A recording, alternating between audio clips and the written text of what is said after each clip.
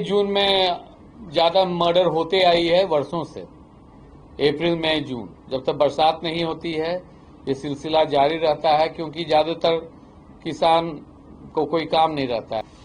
इधर हाल में जो काफी हुआ है कि शूटर्स कई हत्याएं हुई हैं, होती पूरे बिहार में। और इस माह मई जून में ज्यादा मर्डर होते आई है वर्षों से। अप्रैल मई जून जब तक बरसात नहीं होती है ये सिलसिला जारी रहता है, क्योंकि ज्यादातर किसान को कोई काम नहीं रहता है। एक बरसात होने के बाद लोग, कृषक समाज के लोग व्यस्त हो जाते हैं और घटनाएं घटती है। परंतु आप लोग के द्वारा, प्रेस के द्वारा हत्या पर हत्या कुछ इस वर्ष चुनाव भी है, तो राजनीतिक दलों के द्वारा भी इस पर ज्यादा नजरिया दिया गया है। तो उसको लेके भी हम लोग चिंतित थे कि हाँ, नवयुवक ज्यादा पैसा के लिए सुपारी किलिंग शुरू कर दिए हैं। तो एक नया सेल इसी माह हम लोग गठन किए हैं। वो सेल का काम होगा कि जितने पूर्व के शूटर्स हैं, कॉन्ट्रैक्ट किलर्स, सुपारी जो लेते हैं, मारते हैं, वो ऐसे लोगों का डाटा बैंक बनाएंगे और उन पर निगरानी रखेंगे। जेल से छूटने के बाद भी वो क्या कर रहे हैं, क्या नहीं कर रहे हैं, डोजेज उनकी रहेगी। और हम शेयर करेंगे हर जिला से, या जिला से भी अनुरोध करेंगे कि इन पर निगरानी रखें। तो ये मुख्य एसटीएफ की अचीवमेंट्स की थी। हम संतुष्ट हैं। हमारा जो एसटीएफ इकाई है, क्रिमिनल्स प्रॉपर 700 पकड़े हैं, बड़े छोटे मोटे नहीं। और प्रिवेंशंस भी काफी, मर्डर्स, डकैती, लूट को हम लोग प्रिवेंट भी किए हैं। नक्सली भी, कोई नक्सली हिंसक घटना ऐसा नहीं हुआ है। किसी की भी नक्सली हिंसक घटना में मृत्यु नहीं हुआ है। हम लोग का टारगेट है कि शेष 3 जो हथियारबंद नक्सली हैं उनको सरेंडर करवाएं और उनको रिहैबिलिटेशन पैकेज करें।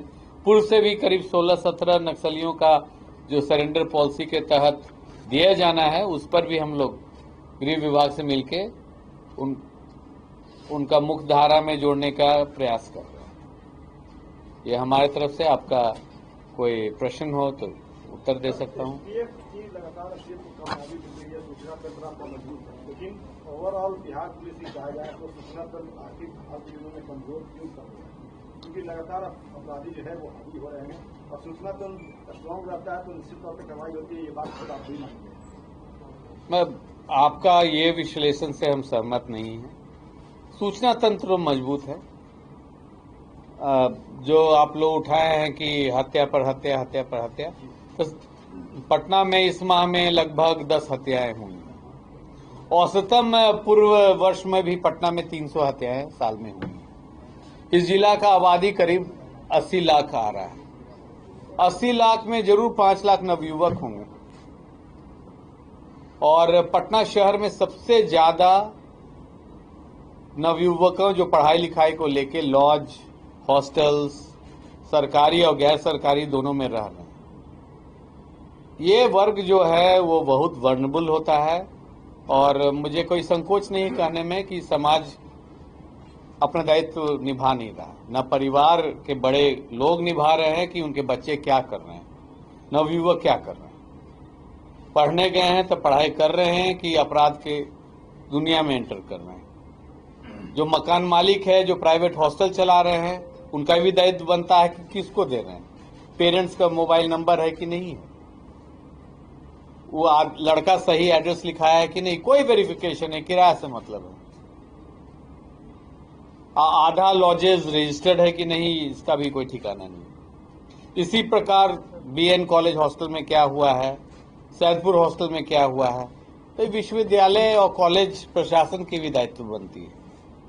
अभी हाल ही में एक लड़का गोली चला दिया वेटनरी कॉलेज कैंपस में। अब बाहर के लड़के वहां वांछित हो गए। पूर्व से वांछित रहते थे, ये सिचुएशन नहीं होती।